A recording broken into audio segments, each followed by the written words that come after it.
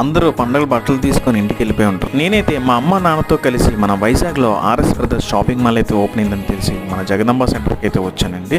Hello Vizag, ఎలా ఉన్నారు? నేను మీ వైజాగ్ అబ్బాయినండి. ప్రతి సంవత్సరం నేనైతే ఆన్లైన్లోనే చేశాను షాపింగ్ అంతా. బట్ ఈ సంవత్సరం వచ్చేసరికి మా అమ్మ నాన్నలతో కలిసి వచ్చాను. ఎందుకు అనుకుంటున్నారా? మళ్ళీ ఆ చిన్ననాటి జ్ఞాపకాలు గుర్తు చేసుకుందాం అనేసి లోపలికి వెళ్ళి మనం మాట్లాడుకుందాం. సో ఇక్కడికి వచ్చాక నాకు మళ్ళీ మెమరీస్ గుర్తుకొచ్చాయి. కింద ఫ్లోర్లో అయితే సారీస్ అయి ఉన్నాయి, పై ఫ్లోర్లో మొత్తం అన్ని వెస్టర్న్ వేర్ ఉన్నాయి.